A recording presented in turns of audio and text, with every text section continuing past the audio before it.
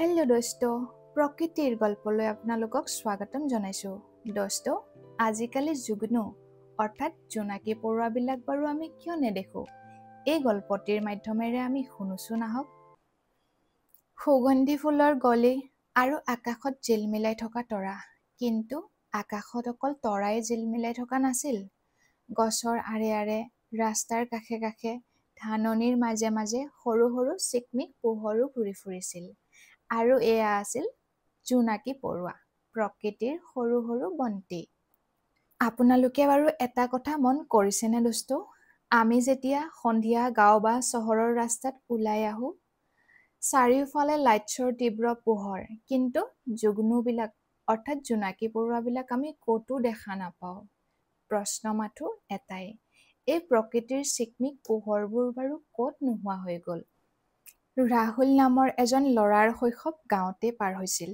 গৰমৰ বন্ধৰ কালছোৱাত ৰাহুলৰ সকলোতকৈ বেছি প্ৰিয় সময়কণ আছিল ৰাতি ককা দেউতাকৰ লগত পথাৰৰ দাঁতিৰে যোৱা সৰু ৰাস্তাটোৰে খোজ কাঢ়া। জোনাক ৰাতি শান্ত পৰিৱেশত ৰাস্তাৰ দাঁতিৰে পৰা সৰু সৰু পোহৰ ওলাই আহে আৰু ৰাহুলৰ চকুজুৰি উজ্বলি উঠে। ককা ককা, এইবিলাক ক'ৰ পৰি? ককাকে মৃদু এটা হাঁহি মাৰি কয়, এইবিলাক পৰি নহয় সোণটো, জোনাকী পৰুৱা হয়। ৰাহুলে লাহেকৈ হাতৰ মুঠিৰে জোনাকী পৰুৱাবিলাক ধৰে আৰু মুঠিটো খোলাৰ লগে লগে উৰি যায়। সেয়া দেখিছা? ককাকে কয়, ই আমাক শিকায় যে পোহৰ কেতিয়াও বান্ধি ৰাখিব নোৱাৰি। বছৰ বাগৰি বছৰ, ৰাহুলে গৰম বন্ধ জোনাকী পৰুৱাৰ লগতে পাৰ কৰিলে। কিন্তু লাহে লাহে যেতিয়া সি ডাঙৰ হ'ল, উচ্চ শিক্ষাৰ কাৰণে চহৰলৈ গ'ল আৰু এই গাঁৱৰ কোমল পৰিৱেশবোৰো লাহে লাহে কমি আহিবলৈ ধৰিলে। কেইবাবছৰো পিছত উচ্চ শিক্ষা শেষ কৰি ৰাহুলে যেতিয়া গাঁৱলৈ উভতি আহিলে, তেতিয়া গাঁৱৰ সৰু সৰু ল'ৰা ছোৱালীবিলাকে ৰাহুলক সুধিলে, ৰাহুল খুৰা, আপুনি যে জোনাকী পৰুৱাৰ কাহিনীবোৰ ক'লে, সঁচাকৈ সেইবিধ এবিধ পৰুৱা আছিল নেকি?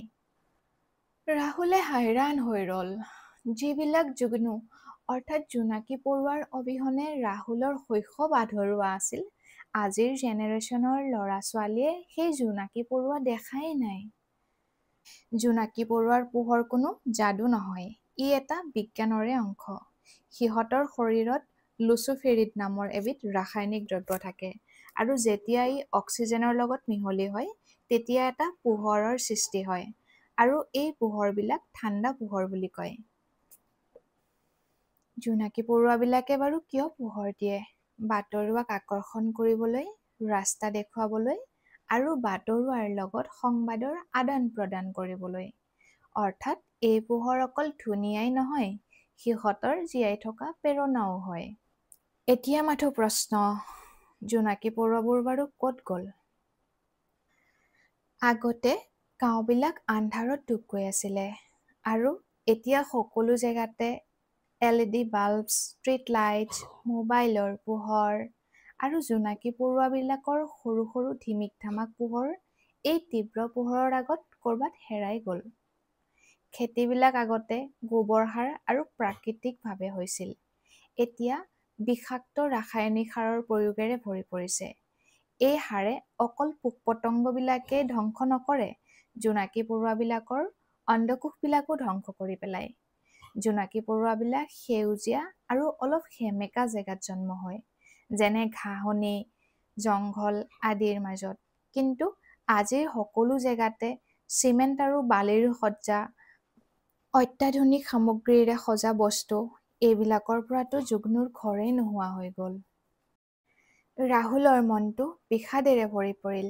সি দৃঢ় প্ৰতিজ্ঞ হ'ল যে সি জোনাকী পৰুৱা পুনৰ গাঁৱলৈ ঘূৰাই আনিব।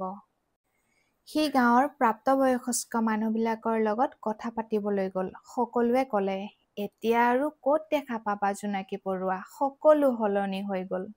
কিন্তু ৰাহুল হাৰ মনা বিধৰ নাছিল। সি গাঁৱৰ ল'ৰা ছোৱালীবিলাকৰ লগ হ'ল আৰু ক'লে, আমি জোনাকী পৰুৱা পুনৰ গাঁৱলৈ ঘূৰাই আনিম। ইয়াৰ কাৰণে আমি প্ৰকৃতিৰ লগত বন্ধুত্ব গঢ়ি তুলিব লাগিব। ককাকে এবাৰ ৰাহুলক কৈছিল, সোণটো, জোনাকী পৰুৱাবিলাক আত্মাৰ সংবাদদাতা হয়। যদিহে গাঁৱত শান্তি আৰু পবিত্ৰতা থাকে তেতিয়া জোনাকী পৰুৱাবিলাক থাকে। জাপানত আজিও হোতাৰু ফেষ্টিভেল পতা হয় যাতে মানুহবিলাকে নদীৰ পাৰত বহি জোনাকী পৰুৱাবিলাকৰ পোহৰ চাব পাৰে আৰু সেয়া তেওঁলোকে উপৰি পুৰুষৰ আশীৰ্বাদ বুলি বিশ্বাস কৰে। ভাৰততো বিভিন্ন জেগাত জোনাকী পৰুৱা ওলালে সেয়া শুভ সংবাদ বুলি বিশ্বাস কৰিছিল।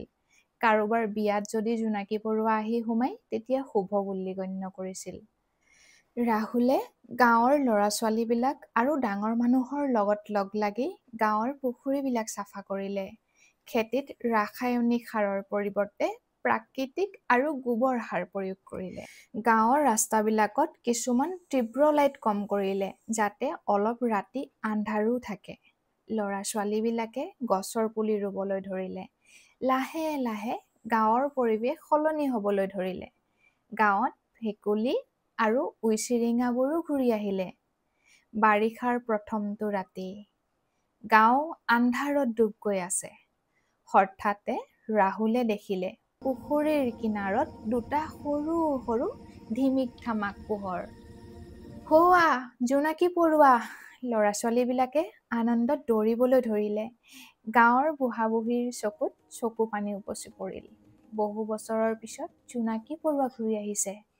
এই সৰু দৃশ্যটো গাঁওবাসীৰ মনত আশাৰ কিৰণ হৈ ৰ'ল। জোনাকী পৰুৱা মাথো এটা পৰুৱাই নহয়, ই প্ৰকৃতিৰ সংবাদদাতাও হয়। অনাগত পিঢ়িয়ে জোনাকী পৰুৱাৰ অকল কাহিনীয়ে নহয়, আচল জোনাকী পৰুৱা দেখাৰো অধিকাৰ আছে। ৰাহুলে ল'ৰা-ছোৱালীবিলাকক ক'লে, জোনাকী পৰুৱা তেতিয়াহে থাকিব যেতিয়া মানুহ আৰু প্ৰকৃতিৰ সম্পৰ্ক মধুৰ হৈ থাকিব।